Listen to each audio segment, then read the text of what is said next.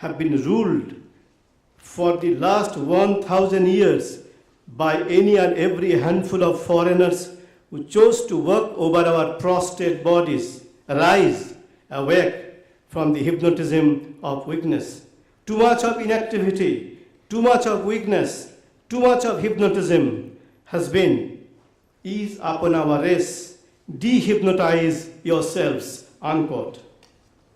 Thus, he scattered the seeds of awakening over the country, and they had their formidable germination in the minds of the Indian people. It was his command to raise the dead, the sleeping Leviathan, and bring it to life and heroic activity. Romarola, in his biography of Swami Vivekananda, writes, I quote, "Did the dead arise?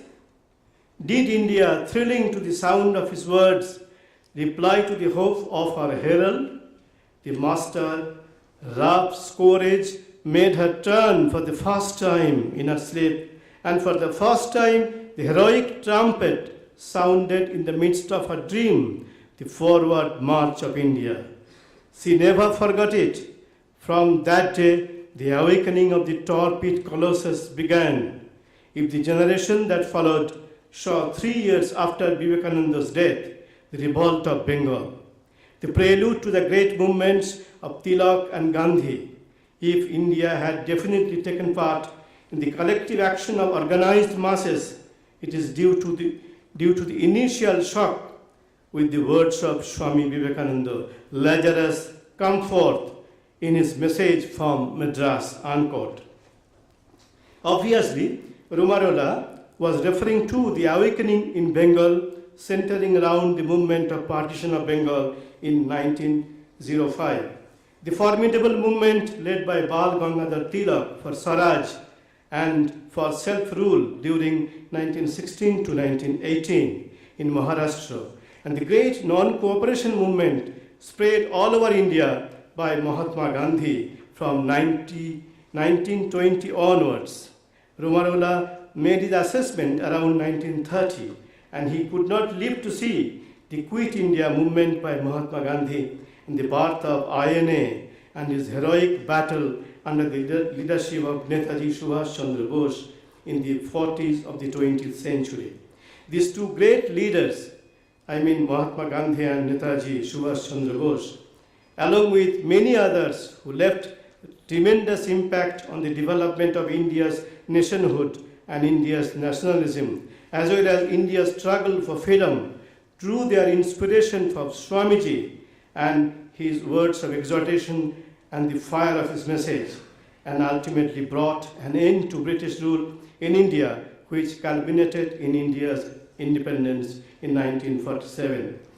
A historian of repute writes, I quote, Vivekananda did not die in 1902. He lived at least till 1946. His ideas, his sadhana flowed in different channels to enrich and vitalize the nation and enable it to win the first round, that is, to achieve independence from the British rule. With Gandhi and Bose closes the epoch which Swamiji had opened. A new chapter has begun. The future will show whether his soul has died or it will reincarnate to spiritualize the nation and to guide it for the conquest of mankind, unquote. Now I will deal with the eternal element in Swamiji's message. In this quotation of historian of repute lies the Shruti element of the eternal element in Swamiji's message, the message of spiritualization of mankind, the eternal message of India, which will absorb the minds of everybody in the world in the years to come. Swamiji had been so far the patriot prophet, but at the same time a great patriot, a great lover of India, his motherland. Vivekananda's concept of nationhood and nationalism were never narrow and parochial in character. It included the whole of India and the whole of its population during that period. irrespective of sect, creed, caste, province, and religion. It was he who envisaged an India built by harmonizing the Vedanta brain and Islam body, by which Swamiji advocated his great ideal of the principles of tolerance and positive acceptance, and his great dream of bringing all the religions under the banner of spiritual oneness with the motto, I quote Swamiji's words, help and not fight, assimilation and not distraction, harmony and peace and not dissension, unquote. This is in fact an eternal element in Swamiji's message which pervades his all teachings, which draw their sustenance from the fountain of spiritual realization of Swami Vivekananda. If this link is cut off, Swamiji says, society degenerates into a habitation of the sub-men. The very foundation of a much vaunted social edifice crumbles to pieces. Civilization dwindles into nothingness. In modern times, it is Swami Vivekananda who boldly sought to remind mankind of and its real nature, its real potential divinity, which provides the inherent source of our strength and sustenance. The society, having lost sight of this life source, tend to stagnate. The philosophy of materialism was first making inroads in the countries of the West, and India has been already in the queue to fall prey to it. In the midst of this came Swami Vivekananda's words of caution and his call of strength, fearlessness, freedom, and the glorification of the spirit with S capital. The philosophy of the Vedanta, of the Gita, of our sacred scriptures was interpreted for the benefit of the educated people as well as of the common masses everywhere in the world. Swamiji not only sounded the note of caution to the people of India, but to the people of the West also, who exhibit a remarkable interest in the maintenance of order and discipline in society in pursuance of social values. Swamiji thundered, I quote Swamiji, we can teach the world what it is waiting for. The whole of Western civilization will crumble to pieces in the next 50 years if there is no spiritual foundation. Europe, the center of the manifestation of material energy, will crumble into dust within 50 years if she is not mindful to change her position, to shift her ground and make spirituality the basis of her life. And what will save Europe, Swami Vivekananda says, is the religion of the Upanishads, unquote. Swamiji uttered these words in January 1897. Within 50 years, the Western world had to witness the menace of the two great devastating world wars. The League of Nations came to be of no help to stop the possibilities of the Second World War, and we are sure that the United Nations will be of no help either to stop the possibility of the Third World War also. Since the motive of such organizations does not spring from the spiritual attitude, but from the values and conditions formulated at the tables and papers of the political meets and summits, although good social values, all of them, they could not be of any use to wage war, to end war.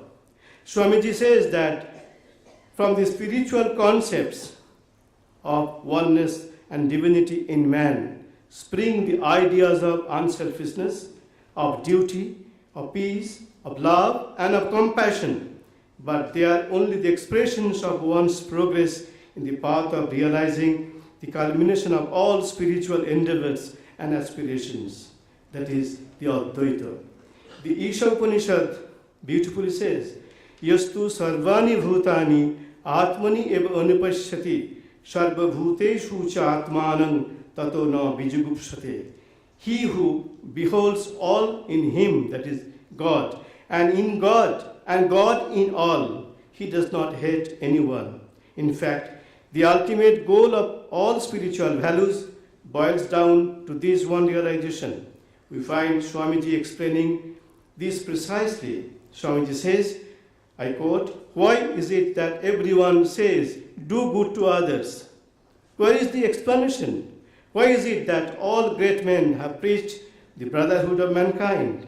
Because whether they were conscious of it or not, behind all that, through all their irrational and personal superstitions, was peering forth the eternal light of the self with S capital, denying all manifoldness and asserting that the whole universe is but one," unquote.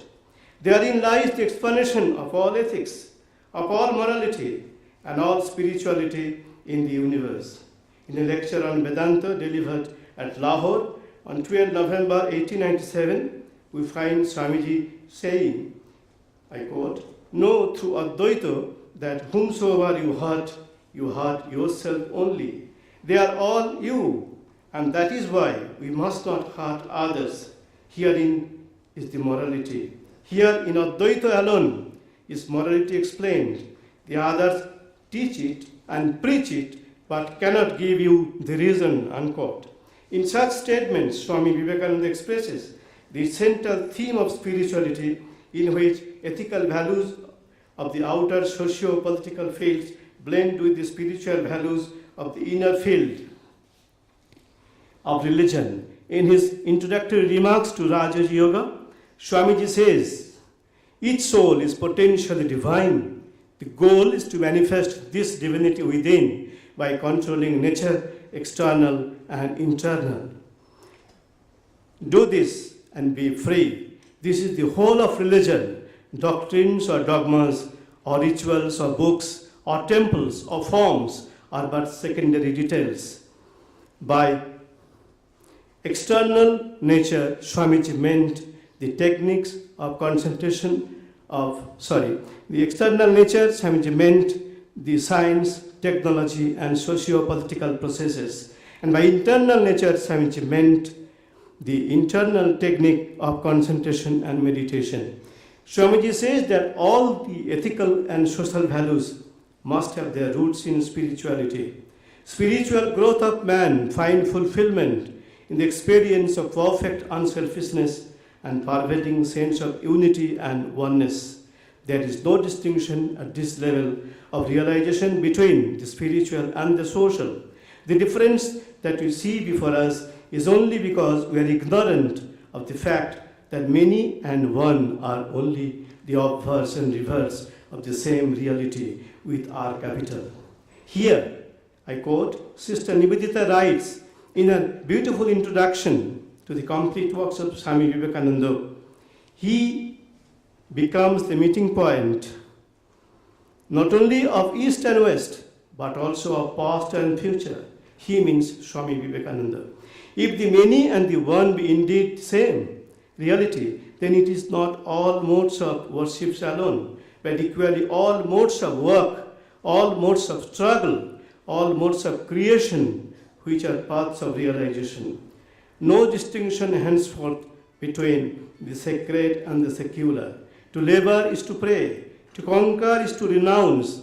Life itself is religion. To have and to hold is as stern a trust as to quit and to avoid, I unquote. This is indeed the message of Swami Vivekananda, to spiritualize and divinize everything, every act, every process, every concept, and every dream. To equate work with worship, service of man with service of God. This great ideal is the essence of the eternal Indian ethos. Swamiji wanted to spread and broadcast this great ideal to the length and breadth of India and also of the world. He says, I quote, "The dry abstract Advaita must become living, poetic in everyday life of ours. Out of the hopelessly intricate mythology must come concrete moral forms, and out of bewildering yogic principles must come the most scientific and practical psychology. And all this must be put in a form so that a child can grasp it. This is my life's work," I unquote. Swami Vivekananda was witness to the beginning of a new social setup, both in India and in the world, that was building the foundations on materialism, harping on the ephemerality of such an edifice. He had called for the cultivation of spiritual values. Swamiji says, I quote, "The time has come when this Advaita is to be worked out practically. You must make thousands of societies, 20,000 political assemblages, 50,000 institutions. This will be of no use until there is that sympathy, that love, and that heart that thinks for all," I unquote. This is absolutely necessary, not only for India, but for the world and mankind at large also. And this has been broadcast by Swamiji through his message, which is eternal and fundamental for the sustenance and survival of human civilization. Thank you.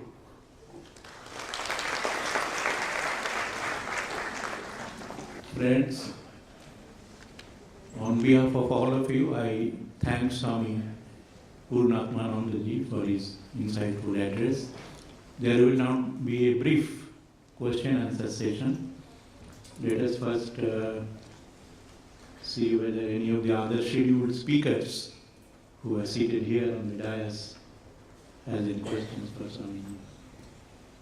Well, then we invite questions from the audience, but please keep your questions precise. Do not ask overly general questions. Please be precise. Well, if there are no questions, then once again we thank Swamiji. As Swamiji has said, he has pressing engagements elsewhere and he has to leave. We are very grateful to you, Swamiji, for your insightful address. May I now request Professor Tattvakanda Mishra to address us. Om Lila Sahacharam Srishtam Dharma Chakra Pravartakam Bandhitam Sanghanetaram Vivekananda Rupinam. Dear children of immortal bliss, including the dignitaries and the dais, I offer my pranam to you all. I am proud not only of being an ex-student of Ramakrishna Mission, I am also an ex-student of one of the oldest colleges of West Bengal, Presidency College, and I was a teacher of the oldest college of Odisha, Revansa College. I feel myself honored to be a member of the Central Committee of celebration of 150th birth anniversary of Swami Vivekananda, and I feel honored to be a participant today, a great day, in this seminar, the 11th September, on which Swamiji revolutionized the Western intellect in 1893 from the platform of Parliament of Religions. I am grateful to the authorities. You have now all listened to Swami Purnatmanandaji Maharaj on the topic Ideas of Swami Vivekananda, the eternal and timeless elements. The topic is very interesting. An exhaustive treatment of it requires years of research work. When I first saw the topic, I was confounded as to why the eternal should be discussed along with the ephemeral, time-bound, because the former is transcendental while the latter is empirical. Immediately the answer came up in my mind. Because they go together in our world. Eternal and the ephemeral go together in our world. Because each one of us is a combination, or rather, a fusion of the two. What was Swami Vivekananda? Even Swamiji, an ancient sage, eternally living in the land of the infinite, Akhanda Loka, was time-bound in our world. The world we perceive is a world of opposites, like light and darkness, knowledge and ignorance, linked together. The ideas I have tried to make a garland in this presentation are that I have learned from Sri Ramakrishna and Swami Vivekananda. Understanding differs from man to man. Therefore, the scholars who may consider some of the ideas expressed by me as non-Vivekanandian are requested to remember that these ideas have passed through my understanding. I would like to tell you at the outset that Swamiji's ideas are not different from the ideas of Sri Ramakrishna. The topic of discussion suggests a distinction between the eternal and the time-bound elements. No doubt there is a difference between the two, but we are not supposed, I think, to enumerate the different elements in details. All the objects of the physical universe are time-bound. They are finite, they originate and disintegrate. They are like puppets in the hand of time. On the other hand, whatever is eternal is timeless. It has neither beginning nor end. It means that it exists, but not in time. It is beyond time. It is beyond all limitations. In other words, the eternal is infinite. It transcends both time and space. In that case, the infinite must be beyond the world. And as such, there can be only one infinite. To postulate two infinities is to destroy their infinitude.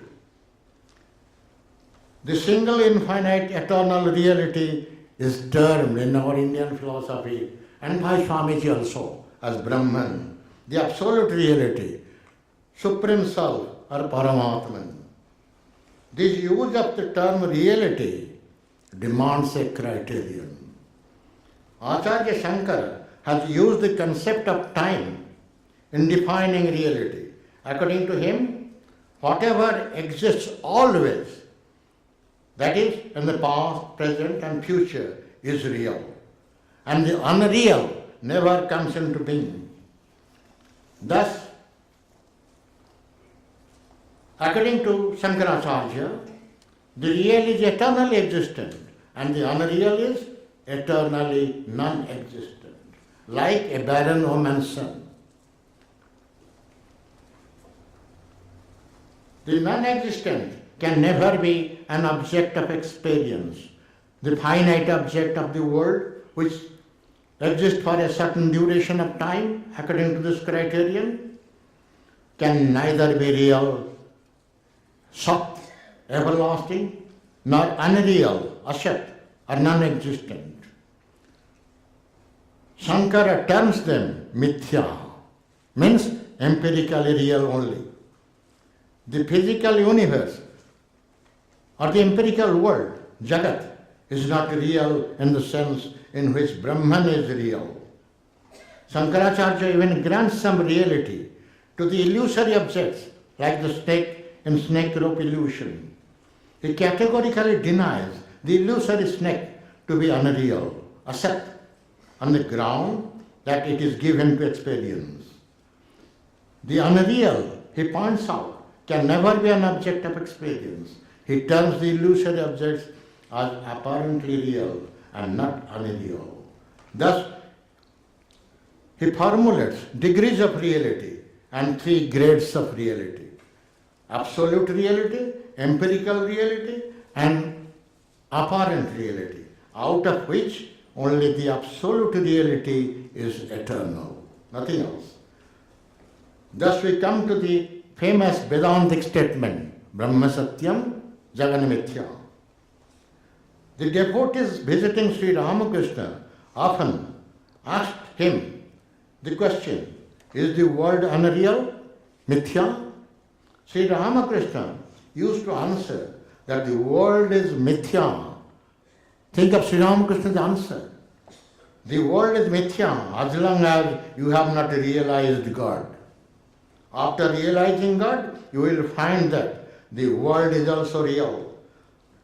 I should point out here that for Sri Ramakrishna, Brahman, God and Atman are synonymous. According to him, the same absolute reality is termed God by the devotees, Brahman by the jnanis, followers of the knowledge path, and Atman by the yogis. Sri Ramakrishna was a knower of Brahman. He followed the neti-neti path, denying the reality of all perceivable objects to reach the absolute reality, ultimate reality. After knowing Brahman, in aparoksha anubhuti, a direct experience, he found out that all that he discarded as unreal were essentially of the same Brahma substance. Therefore, he answered to the devotees that after God realization, the world turns real. This answer has two implications. First, Brahman is both transcendental and immanent in the world. Second, there are stages of realization in spiritual progress, and the same reality manifests differently at different stages. Swamiji has elaborated these implications in his lectures at Jnana Yoga. Sri Ramakrishna's experience, corroborated by Swamiji himself, enabled him to harmonize the Dvaita, Vishishtadvaita and Advaita interpretations of Vedanta. He accepted all these three views as true at different stages of spiritual progress, beginning from Dvaita, dualism, through Vishishtadvaita, qualified monism, to the highest realization of Advaita, non-dualism.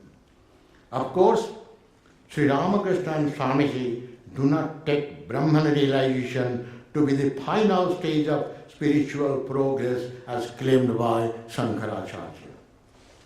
Shankara has spoken of the experience of Brahman in its formless state of pure existence, pure consciousness and pure bliss to be the culmination of spiritual experience. But Swamiji has spoken of experiencing Brahman in all its manifestations. Termed as Leela, this Jagat, this world, as play, as the highest spiritual experience. According to him, one who knows Brahman in Nitya state is Brahma Jnani. And the knower of Brahman, who experiences God in all his manifestations, is a Brahma Vijnani. One who knows Brahman in absolute state is Brahma Jnani. One who knows Brahman in this world is a Brahma Vijnani. Player of the Brahman play. This view of Brahma Vijnana throws new lights on the relation between being and becoming. According to Advaita, reality is pure being and becoming is unreal. Reality does not change at all. Brahman is niskriya, passive, inactive.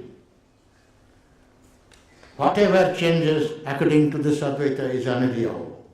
Self is passive, consciousness. The world of experience changes, becoming, and therefore unreal. But according to Buddhism, it is just the opposite.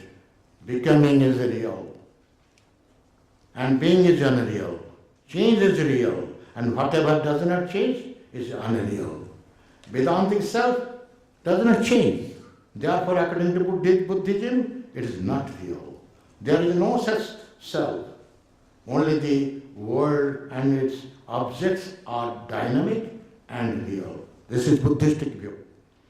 According to Swamiji, being and becoming are not contradictory. The absolute reality, which is infinite and pure consciousness in its inactive state, is known as Brahman. But Brahman is the material and efficient cause of the world. When Brahman manifests itself into the world, it becomes active and is called Sakti or power. Thus, Brahman has two states, inactive state or passive state, and second, active or dynamic state. In other words, the eternal element is both being and becoming, changing and unchanging. Brahma and Sakti, according to Sri Ramakrishna, are identical like the fire and its inseparable burning power. We have seen that Brahman, God, and Self are the different names of the same eternal element. But the devotees consider God to be personal with many divine qualities, while Jnanis believe that God is impersonal. Personal God manifests itself in different names and forms to different devotees. Names and forms, according to Shankaras, have no reality of their own. For example, in different golden ornaments, only the gold substance is real. If we take out gold from the golden ornaments, nothing remains. So name and form do not exist on their own. Buddhism upholds just the opposite view, that there is no substance. Only the names and forms are real. The substance is unreal. Substance is nothing but an aggregate of name and form. Because we perceive only the names and forms, we never perceive substance. According to Swamiji, the eternal element has many qualities. It is both with form and without form. It is both with qualities and without qualities. Having forms, names, and qualities does not affect the infinite eternal substance. God has unlimited names and forms, and at the same time He is formless. I have so far discussed the nature of the eternal element. Now I want to draw your attention to man, who is at the center of all our discussions. Swami Vivekananda has given great importance to human life and even to human body. He has said that man's body is the greatest temple of God, and man's life is so valuable that even the gods crave for it in order to have the highest spiritual experience. Man occupies the highest position in the hierarchy of living beings, and so he has obligations to all other beings. We all think that we are finite beings. We have limited lifespans. We are born and will die. We are little mortals, in spite of whatever excellence we may achieve in our lives in this world, in any field. But Swami Vivekananda, like the ancient Vedic sages, addresses all men as children of immortal bliss, Amritasya Putra. According to him, we are all divinities on earth. Each one of us is unmanifested Brahman, Abhyakta Brahma. Each one of us can manifest his inner divinity through sincere practice. He declares that man is nothing but immortal soul. Most of you must have been acquainted with his famous exhortation, quote, "Teach yourself, teach everyone his real nature. Call upon the sleeping soul and see how it awakes." We know that Swamiji tells nothing but truth. Still, hardly we think ourselves to be immortal self, Atman, devoid of birth and death. Ever free, ever pure, ever conscious, with infinite potentialities. We hardly believe this. The belief that I am a psychophysical being is deep-rooted in me. Generally, two questions come up. When the people hear about their intrinsic divine nature, firstly, is there any logical proof that we are immortal selves? Secondly, if we are really selves, then why we are not aware of it? If one goes through Swamiji's lectures and Jnana Yoga, he finds his arguments for man's divinity. As an example, let me put a piece of reasoning before you. You all know the scientific law that nothing comes out of nothing. Neither we can produce something from zero, nor can we reduce something to zero. Whatever exists can never become non-existent. In other words, whatever is, ever is, and whatever is not, never is. If I ask you, do you exist? You can never deny it, because the very denial will prove your existence. So you exist, and exist forever. Nothing can destroy you. You are immortal. One who is born must die. You are not born. You never die. And so you are never born. You find this in Gita, in the second chapter, canto. Na jayate mriyate va kadachit nayam bhutva bhavitavanabhuya. Our body, mind, complex, has birth and death. But I have no birth, no death as soul, as soul. Therefore, I am neither body nor mind. I am pure existence. I cannot deny my existence. I know I exist. I do not need anybody to make me aware of my existence. So I am not only pure existence, I am also pure consciousness. And so also pure bliss, Satchidananda. Here the second question comes up. Why we are not aware of it? Swamiji has declared time and again that if you tell yourself a sinner 100 times, sinner you will be. If you think yourself bound, bound you will be. If you think yourself to be free, free he will be. By repeatedly thinking that I am body, I hypnotize myself and identify myself with body. In order to be aware of my divinity, I have to dehypnotize myself. To remove darkness, a light is born. So, in order to dehypnotize myself, I have to repeat the opposite thought, that I am self, I am self, I am Suddha, Buddha, Mukta, Nitya, Chidananda Rupa, Shivoham, Shivoham. Now, I want to remind you the topic of our discussion, elements eternal and time-bound in Vivekananda's ideas. Here I put a question before you. What exactly is the demarcating line between the finite and the infinite? One finite object is distinguishable from another with reference to space and time, but the infinite is beyond space and time.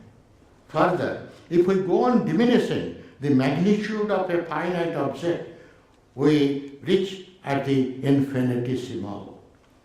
Thus, we are left with two concepts, infinite and infinitesimal. Here, let me refer to an event in Swamiji's life during his itinerant days in the Himalayas with Swami Akhandananda. Swamiji on one night at Katrighat, 14 kilometers away from Almora, sat in deep meditation under an old peepal tree. After returning to normal consciousness, he said to Akhandananda, quote, "O Gangadhar, I have just passed through one of the greatest moments of my life. Here under the peepal tree, one of the greatest problems of my life has been solved. I have found that the oneness of the macrocosm with the microcosm. In this microcosm of the body, everything that is there in the macrocosm exists. I have seen the whole universe within an atom." In 1896 January, Swamiji delivered 2 lectures in Newark on the cosmos. The first was on 19th on the topic, the macrocosm. And 7 days after, on the 26th, the microcosm. You all know that a tree exists in a seed, in a very minute form. The tree remains implicit in the seed, and when the seed germinates, gradually it evolves into a tree. Thus, the implicit becomes explicit. But what is explicit have a tendency to become implicit, and the implicit has a tendency to become explicit. Thus, the seed evolves into a tree, and the tree involves in its seed. This exactly is the relation between the microcosm and macrocosm. Let me read out a passage from Swamiji's lectures on macrocosm. It is interesting, and you will be able to have a glimpse of the supremely evolved mind. Quote, "We now see that all the various forms of cosmic energy, such as matter, thought, force, intelligence, and so forth, are simply the manifestation of the cosmic intelligence, or, as we shall call it henceforth, the Supreme Lord. Everything that you see, feel, or hear, the whole universe is His creation. Or to be a little more accurate, is His projection. Or to be still more accurate, is the Lord Himself.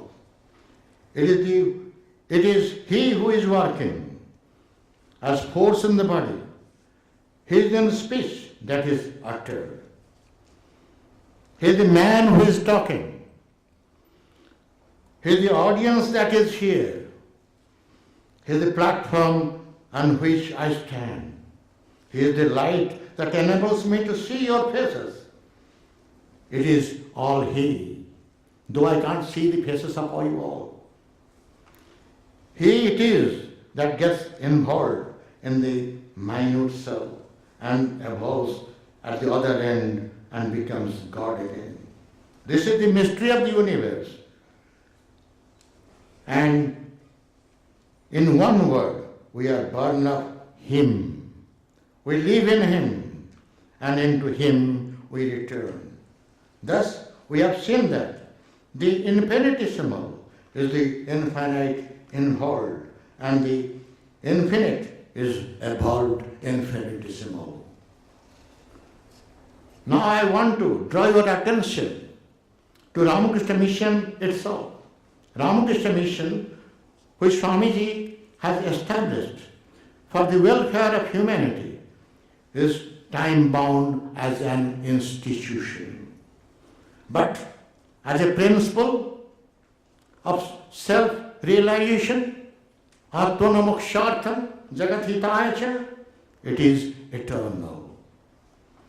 Now refer to Swamiji's response address at Chicago in 1893, 11 September. He expressed his gratitude in these words: I thank you in the name of the most ancient order of monks of the world. Monks are time-bound, but the monkhood, the idea of renunciation, is eternal. He then, I thank you in the name of he told, mother of all religions. Ethnic religions are time bound, but religion itself has love for God, or craving for the eternity is eternal. Then he told that we believe not only universal tolerance, we believe in universal acceptance. This universal acceptance means all religions are true. Religions may be time bound, but all religions are true is eternal. It is the eternal realization of Swami Vivekananda and Sri Ramakrishna. And he has also pointed out in that speech that our nation has sheltered the persecuted and the refugees of all the nations, sheltered during a particular time. But see the eternal idea behind it, love. Love of God, love of sheltering all, that is eternal. Then lastly, he concluded, I fervently hope the bell that tolled today in honor of this convention may be the death knell of all fanaticism, bigotry, and persecution. This fanaticism and bigotry are time-bound. Love is eternal. I thank you all, my pranam to you all, and let us all feel Swami Vivekananda's blessings ever showering. Hari Om Tat Sat. We thank Professor Tattvamangal Mishra for his beautiful exposition of Swami Vivekananda's philosophy. And again, let us see if any of you has any question for Professor Mishra. It's a very beautiful exposition of the eternal and the temporal. I was charmed by this Brahma Jnana and Brahma Vijnana. Who has said that? Is it Sri Ramakrishna himself? Brahma Vijnani? Yes, exactly. Sri Ramakrishna was a Brahma Vijnani. Swami Vivekananda was a Brahma Vijnani.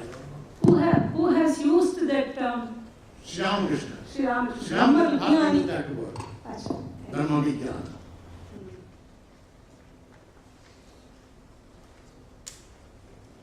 Any other questions? Of course, it is an excellent exposition and very much informative. But at one point, it is more sort of clarification than a question.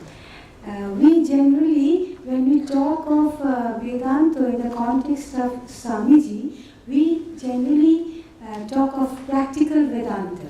And I am not I don't have any expertise on Indian philosophy, but I would request to give me a basic point of difference between this practical concept of Vedantan and Shankaracharya's notion of Vedantan. And what I feel is that, so far as Swamiji is concerned, the divinity is within us, Supreme Lord is within us.